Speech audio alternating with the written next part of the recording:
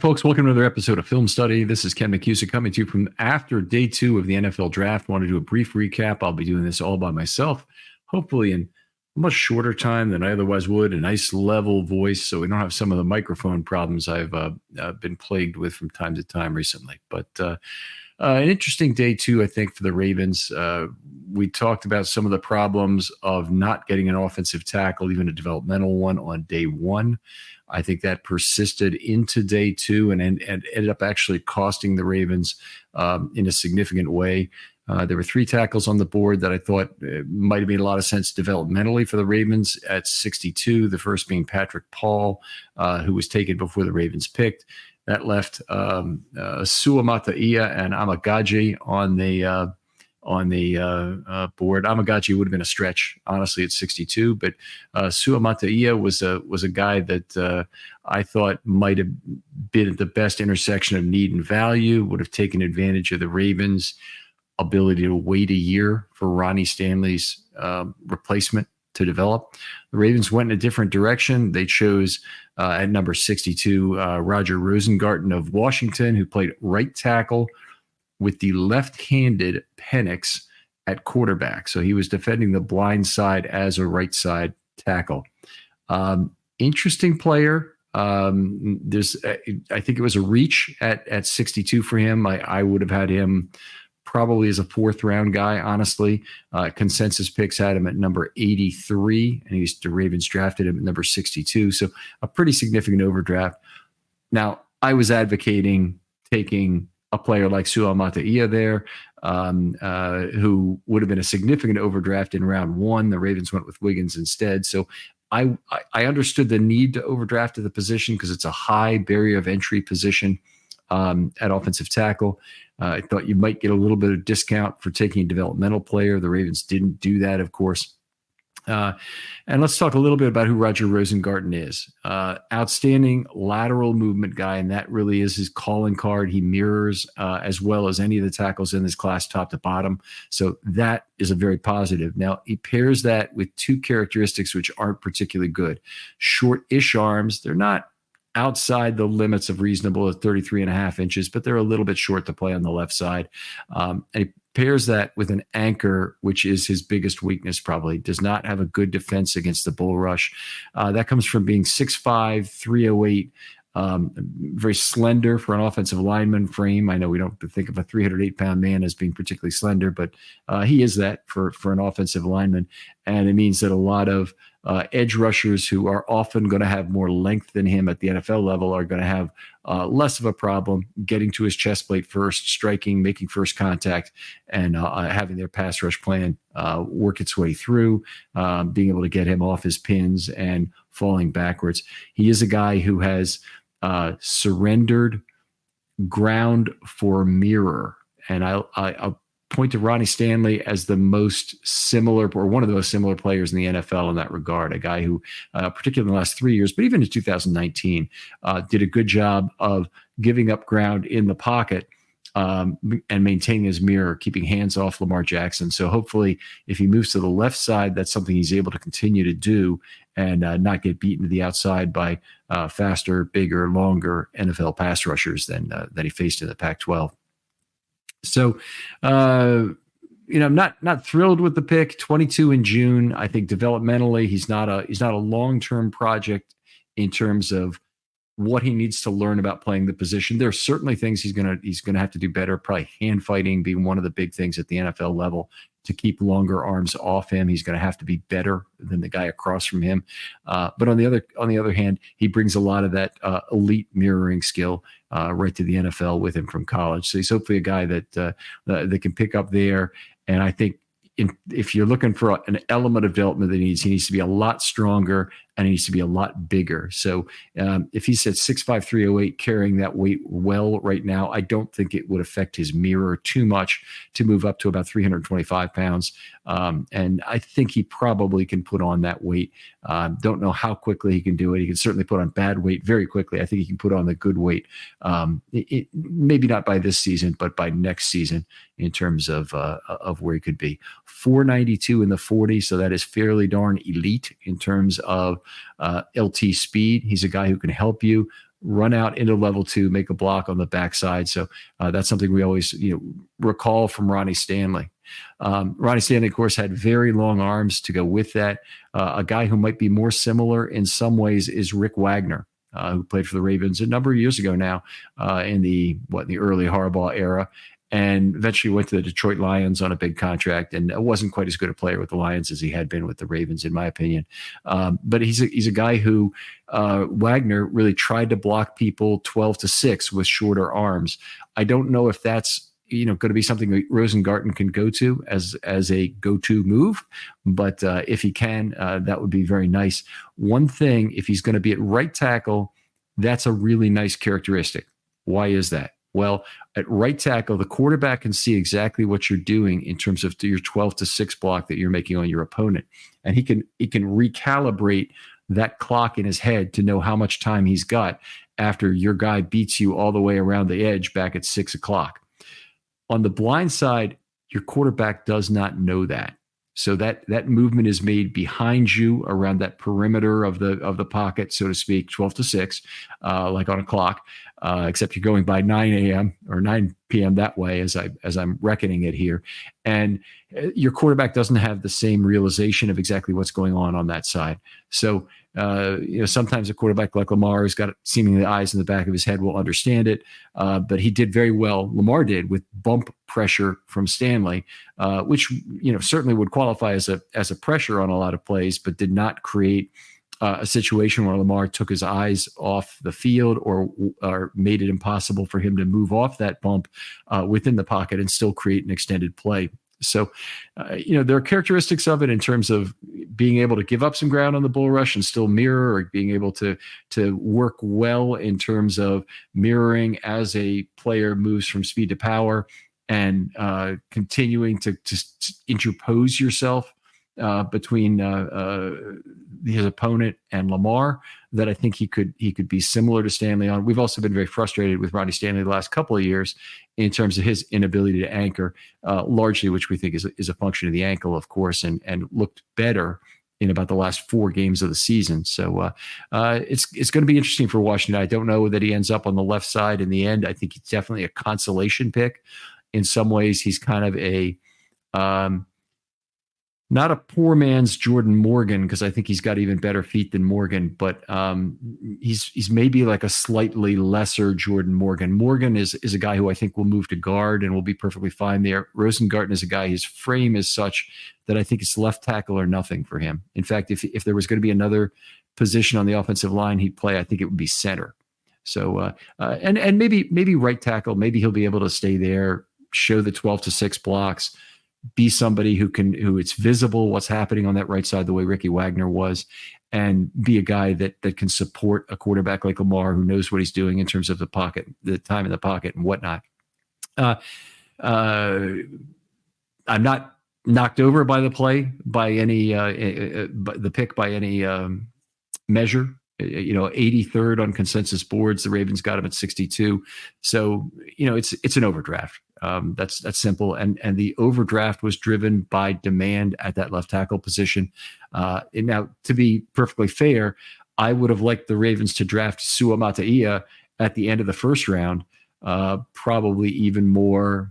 Well, there's no doubt that Wiggins was the better player, but I probably would have gone Sua Mata'ia over Wiggins at the end of that first round, which would have been even more of a reach to get a player who had higher and more obvious left tackle ceiling traits, in terms of the elite length and some of the other characteristics of frame and whatnot, along with the feet that are good. Rosengarten really gets there because of the exceptional lateral movement is the thing he brings to the table. So we'll see. A pick that I certainly hope works out. And we'll move on to the next one now. And one of the things we didn't see from the Ravens was the kind of focus on the offensive line that we'd expected. Now, they did overpick in round 2, but in rounds 1 and 3, they took a corner and then an edge, Adisa Isaac of Penn State. He is a really good value pick in the 3rd round. I had a 2nd round grade, actually a 2-3 kind of grade on him, but a low 2nd round grade probably. And he was on consensus mocks at number 66. The Ravens got him at number 93. So that's really good value. And you see a lot of other teams are already picking player number 125 or 150 on the consensus mocks at this point, and the Ravens are moving up 27 slots in consensus value in round 3. That's exceptional. I mean, this is the kind of value they got out of Madubuike or Travis Jones. So I think if the Adisa Isaac pick works out, it's going to be a very good one. To talk about his traits and characteristics a little bit, he's 6'4", 247, 33 and 7/8 inch arms. So he's already a guy who will test Rosengarten in some of their drills and some of their preseason reps and whatnot as they go with that. He's 23 in October, so he's a little bit older. Outstanding testing for explosiveness and a solid 470, 440. And obviously we don't have everyone as Odafe Oweh at 436 or 439 or whatever he was. But 474 is still quite good for an edge and perfectly good. He turns the shoulder of the tackle very effectively in the run game, I think. That's something you can see on tape showing up from time to time, but he really is not a guy who handles one-on-one blocks all that well. So he's not a guy you want to leave alone. He can get displaced by an offensive lineman, has a lot of trouble with pulls. That's not uncommon, by the way, with edges that they get squared up by a good puller and knocked off the ball. But he would have a problem with that. I think he'll be an average kind of a run defender, and the Ravens have other options there, and he'll be more likely used as a situational pass rusher. So if you want to look at this, Adisa Isaac is probably competition for Ajabo this year. We don't know where Ajabo is going to be in terms of ceiling, in terms of floor. I think we really are Alice in Wonderland territory right now to figure out exactly what's going to happen with Ajabo. So Adisa Isaac gives him another chance to improve in this coming year there. His pressure rate at Penn State was at 15.9% his senior year, and that's just total pressure events divided by pass rush snaps. His productivity ranked 31st of players with at least 100 pass rush snaps, and that's out of about 875 guys that had 100 pass rush snaps. He was number 31. So good productivity. That's certainly exactly what you want in a guy you're drafting in the 3rd round. Has a lot of tackles for loss, decent number of sacks, including 7.5 as in his final year. So it's not a guy like Oweh who had failed to actually finish at the college level. Isaac had a decent amount of finishes at the college level, so that's not really the issue. I think there is probably he has a disproportionate number of finishes for his total number of pressures. So if you think of pressures being a pyramid, or of all pass rush events being a pyramid where you have your pressures at the bottom and then you have your finishes, which either end in quarterback hits or sacks higher up, you want to have a relationship that makes sense, and you don't want to have a really narrow base of pressures with a high conversion rate to sacks and quarterback hits, because that often will mean you're getting helped into clean up sacks, clean up quarterback hits. So that's something I kind of look for. And Isaac, if he is towards that end of the spectrum, Madubuike was there, by the way, last year, got really paid off for it. But you generally, that's not the first thing you want. You want first pressure guys like Odafe Oweh is. As much criticism as he gets around here for not finishing, he starts a lot of pressures, and a lot of the 60 sacks from last season were him and Clowney getting that first pressure and having somebody else clean it up. So Adisa Isaac would be more of a cleanup player than he would be a first pressure guy. He has some SAM characteristics. I will say 11.7% of his snaps were drops to coverage in his last year in college, with solid coverage results, although it's not a whole lot of targets, at 6.5 yards per target. I will say that it's not frequent that a pass rusher of his stature gets to drop a lot, and it usually will happen in a big program like this at Michigan or Penn State or one of the places that has a fairly complex way of getting home on the quarterback, uses blitzes from level 2, a lot of zone blitzes and whatnot. There is one of those are two of the few schools where you really get an opportunity to see what outside linebackers can do as cover guys. So he had a little bit of that, and that's something to be thought of. I did notice he had only one batted pass in college. That was all the way back in 2019, so he hasn't had one since. when I see that in an outside linebacker, my concern is that, particularly if he's on the Sam side, opposite the tight end, is that he may not be recognizing screen passes as well as he should. So, if things are, if everything is not as it seems right, as is often the case on a screen pass, then the really good pass rush and screen recognizers will immediately drop off and drop off their rush to deal with that, and often are the guys who disrupt that pass heading to the outside, often tip it down, force an incompletion otherwise. And for him only to have one batted pass in college, I think that would indicate a weakness there. That is probably a small sample size. He may have only had 20 or 30 such screens run to his side, but with the number of screens they run in college, they had to run a fair amount to the Sam side, and against a defense like Penn State, which is traditionally very strong in the middle of the field. You're going to have a lot of teams, whether they're the smaller teams or the bigger teams, trying to get the ball to the perimeter and take advantage of whatever size matchup or whatever in space matchup they think they can create. So it bothers me a little bit that he had only one batted pass, but again, not a lot to go on. And let's see him on the field. We'll obviously see him. I think a real good value pick for the Ravens. Again, in that end of the third round to get what essentially is an end of the second round player, and I'm excited about that pick. It is a position with the Ravens' big three being cornerback, offensive line, and wide receiver that I was not sure that they would address in the first three rounds. I think this is the one edge that DeCosta will draft this year. I don't think there's, it's possible he'll draft a small school edge, but one of the limiting factors they have is total number of roster spots. And they already have, if you look at it, they have Odafe Oweh, they have Ajabo, they have Van Noy. Those guys are sure of spots. Then they have Tavis Robinson, who they drafted last year. I don't think they're ready to give up on. They have Malik Harrison, who they've signed and is a good snap eater on early downs. Now they might be able to move him back to inside linebacker and use him there, but he's very important to their special teams unit, so he's not going anywhere, and he'll be a game day activation. And a guy like Adisa Isaac and possibly Ajabo as well are going to have to fight for game day activations against each other to a certain degree. So we'll see exactly how the roster plays out, whether there are games where they might activate six edges, but I don't really see an easy way they can draft another. And if you want to talk about one more player, Malik Ham, who's a Sam prospect, so you've really got to think about how do you keep that guy around, is also there and in year two. So he's got cheap years remaining and would be a guy I think the Ravens want to think about keeping. So there would be a lot of pressure to bring in a lot of pressure if the Ravens brought in another edge to fit them all on the roster. So good call. Probably the only edge the Ravens will take. And I would think going into day three now, they're really back to the offensive line needs, particularly at 113 and 130.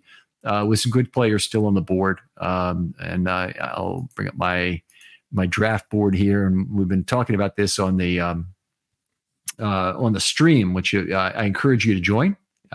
It's been a lot of fun, and we've got a color coding system now for all sorts of things, but the greens are drafted in round one and the blues are drafted on day two somewhere. And the guys who are still available and I like soon are the oranges, and those include a couple offensive linemen, Mahogany and McCormick, the South Dakota State guy. I think a lot of people actually scared off by the fact he comes from an FCS school, outside of the what we used to call Division II football, I guess.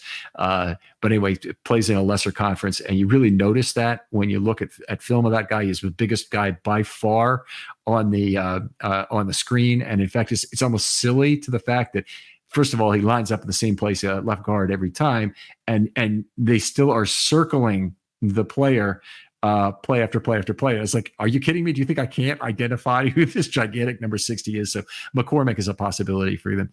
On the draft stream, we've been shocked at the drop of Troy Franklin of Oregon. So he's a guy I think goes early on day three here, probably might even be before 113 when the Ravens get a chance. But there's also two other wide receivers that I think probably would have been given a 3rd round grade by me, and that's Tez Walker of North Carolina, who had the only big catch against Wiggins all year, and Javon Baker of Central Florida, who would also make a lot of sense, and a guy who a lot of positive characteristics I won't go into now, but he's the 3rd receiver that could be on the board. In terms of cornerback, there's still several guys out there who might make sense. I think the Ravens could certainly double dip at the position given age. So TJ Tampa is still available. Kyrie Jackson is still available. And a guy I really like, Kamal Haddon, is available, who is a guy who's a little bit less athleticism, probably a little bit more of a cover 3 predator, and is a guy who had a 7.0 quarterback rating against last year. So he really made it work, and he's playing in the SEC, folks, at Tennessee. Unknown talent. I haven't seen him on anybody else's lists, but he's a guy I'd love to take a chance on, whether it's in round 5 or maybe a little bit later, where you don't really know what to do with the pick a lot of times. Kamal Haddon is a guy. He also might be a guy they just bring in as a UDFA. But if you're sitting on 2 7s and you don't want to try and lock up a player like Kamal Haddon for 4 years, I think that would be a mistake to try and get him as a UDFA. And even if you talk to a guy ahead of time and whatnot, it's just too much of a chance somebody else will take him at the end of their board as well. Several safeties are still on the board. One guy that I'm happy to see went, and that's Cameron Kinchens, with one of the last picks of the 3rd round. Went, and he's the 13.9 yards per target guy who also has a bunch of interceptions. And I think that most of what's being projected from him is based on that interception total and not on the yards per target total. All I'll say is ignore the metrics at your own peril. I think it is a great opportunity for evaluator arrogance. I'm not saying I'm never guilty of it either, by the way, but it's something that you really run the risk of if the guy's coverage metrics do not match his athleticism, his traits, and some of the things you can see right on the field just from watching a little bit of tape. You got a real problem. Nobody is going to put together a tape for you of all the bad plays some player made. There's lots of guys who put together highlight tapes.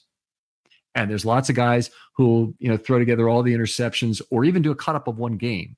But what there isn't any of is put together all the drops this receiver had, so I can figure out what was the common thread in them. Or in Kinchen's case, figure out why game after game after game he gave up so many big plays at Miami.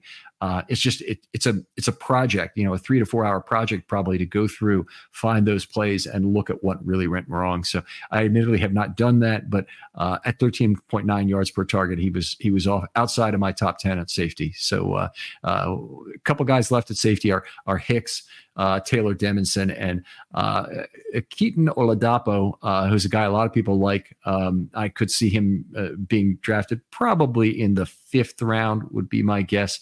Hicks would be, in my mind, a 4th round guy as well as Taylor Demerson. So we'll see how that plays out tomorrow on day 3, or I guess today as you're listening to us on day 3. Last plug I'll do is please come and take a listen to the draft stream. There'll be links on it all over. Look on my timeline in particular, and I'll have promoted a couple of times coming into day 3 here. And please join us when you can. The Ravens have 6 picks on day 3, including 2 early in the 4th round. So it's going to be a busy day, and it's going to be a very fun day. And if you've never been at one of the draft watch parties that we have, it's 6 people, highly analytic folks giving their opinions about individual players, and got a great group of analysts that are regularly on the show, a couple of new guys as well, and should be a lot of fun, and I hope you'll join us. Lots of audience interaction as well too in the stream, so we had a lot of fun with that today. Okay, folks, well that'll do it for today, and I'll talk to you next time on Film Study.